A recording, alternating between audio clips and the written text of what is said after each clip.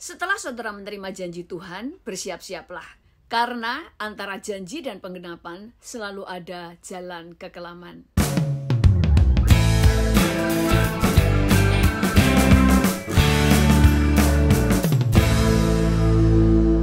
Pada saat Tuhan menjanjikan kepada Abraham bahwa dia akan memiliki keturunan bersama istrinya Sarah yang disebut sebagai anak perjanjian, justru kenyataan yang dia dapati adalah sangat berbeda karena istrinya adalah seorang yang mandul. Di dalam Kejadian 11 ayat 30 berkata, Sarai itu mandul, tidak mempunyai anak. Kedua, pada saat imannya lagi berkobar-kobar, dia percaya bahwa istrinya akan mengandung.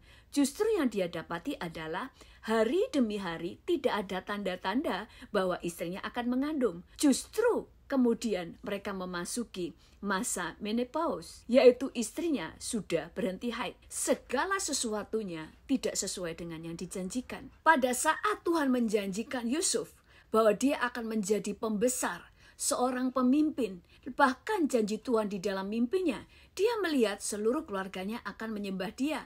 Tapi justru apa yang dia alami? Justru dia menjadi budak yang sama sekali tidak punya hak dalam hidupnya. Pada saat Tuhan menjanjikan, dia menjadi pembesar, yang artinya dia mendapatkan posisi yang sangat terhormat dan nama besar. Tetapi justru dia menjadi seorang narapidana, dia masuk penjara. Setelah janji Tuhan, hidup dia bukannya tambah naik, tapi justru hidupnya semakin turun. Dia memasuki lembah kekelaman.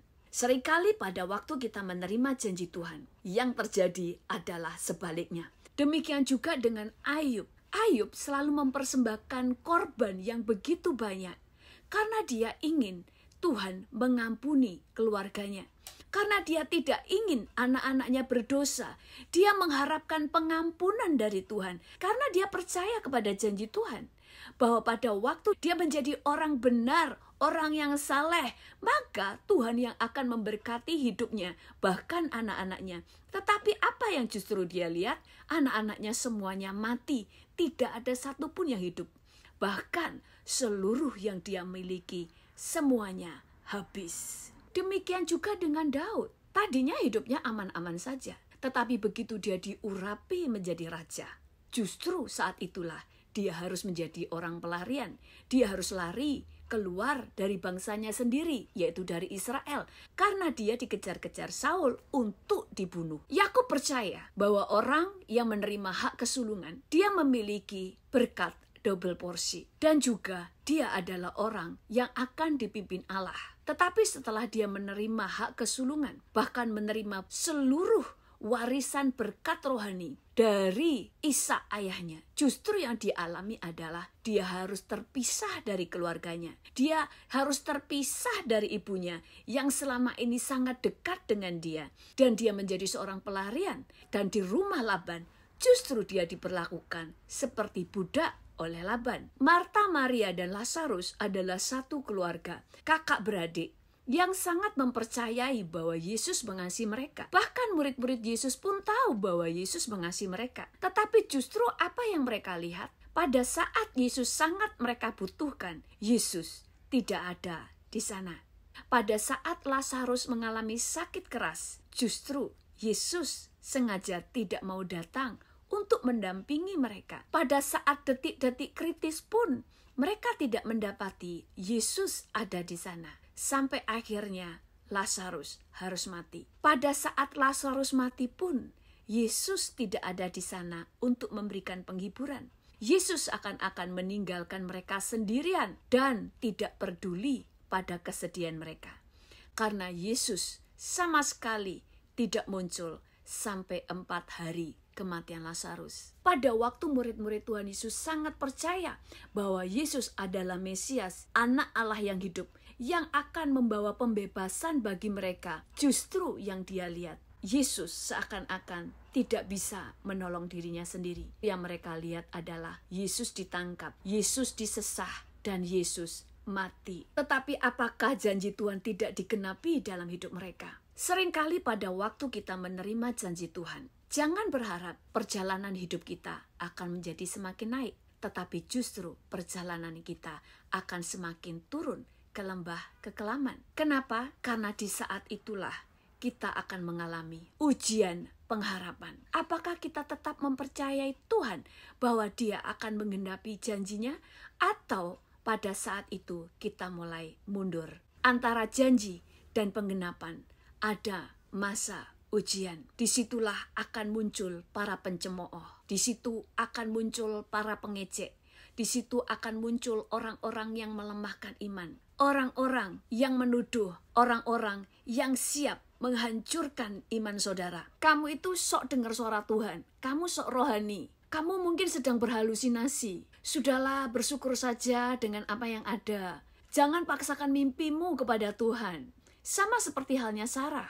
Dia berkata, sudahlah, gak usah terlalu berharap. Sudah nikahi saja Hagar. Kan kamu juga akan punya anak. Walaupun pada akhirnya Abraham bertobat, sehingga janji Tuhan digenapi dalam hidupnya. Tetapi konsekuensi kesalahan Abraham menikahi Hagar, kita tanggung sampai hari ini. Karena sampai kapanpun, keturunan Ismail akan membunuh keturunan Ishak. Pada waktu Ayub memasuki lembah kekelaman di dalam menantikan janji Tuhan bahwa Tuhan tidak akan pernah meninggalkan orang benar, disitulah ada banyak penuduh.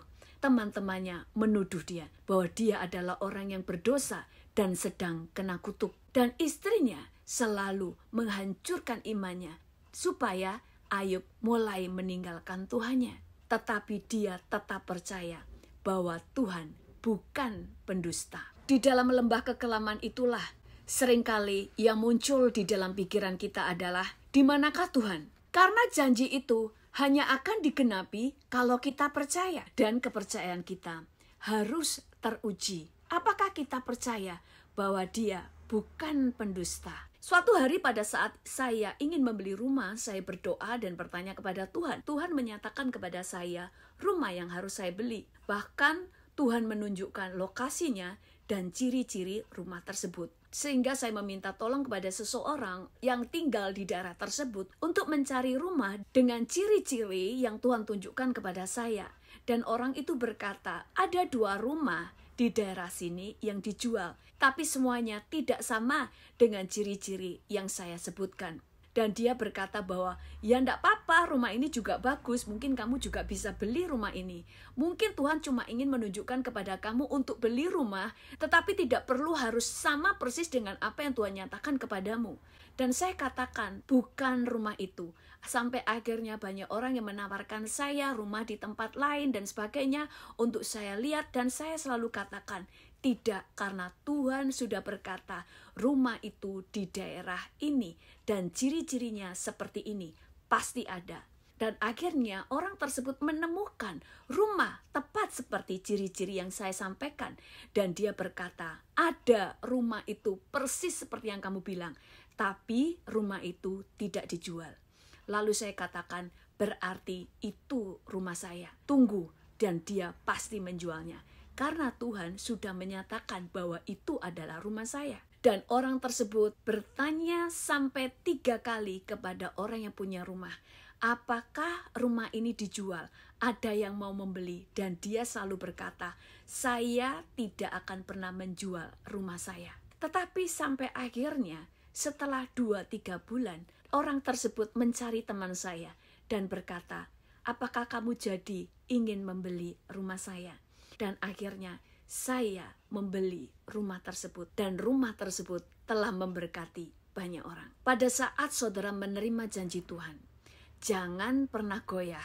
Percayalah bahwa Tuhan bukan pendusta. Bilangan 23 ayat 19 berkata, Allah bukanlah manusia, sehingga ia berdusta. Bukan anak manusia, sehingga ia menyesal. Masakan ia berfirman dan tidak melakukannya? Atau berbicara dan tidak menempatinya?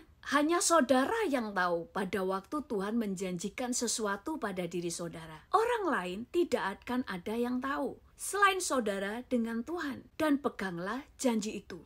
Kalau saudara menerima janji, kemudian saudara masuk lembah kekelaman, saudara ada di posisi yang benar. Karena antara janji dan penggenapan selalu ada lembah kekelaman. Seringkali janji Tuhan baru digenapi pada waktu seakan-akan semuanya sudah sangat terlambat. Pada saat semua pintu sudah tertutup, pada saat semuanya sudah mati.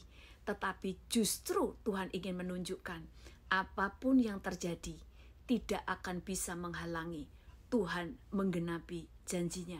Sehingga firman Tuhan di dalam ayat 42 ayat 2 yang berkata, "Aku tahu bahwa engkau sanggup melakukan segala sesuatu dan tidak ada rencanamu yang gagal itu digenapi." Karena Tuhan suka melakukan segala sesuatu yang spektakuler. Kalau yang biasa-biasa, manusia bisa melakukannya. Kalau yang biasa-biasa, orang bisa melihat itu adalah kebetulan. Tetapi justru pada saat segala sesuatunya sudah sangat terlambat, semua pintu sudah tertutup, semuanya sudah mati, semuanya sudah hopeless. Justru disitulah Tuhan muncul menggenapi janjinya. Tuhan Yesus memberkati.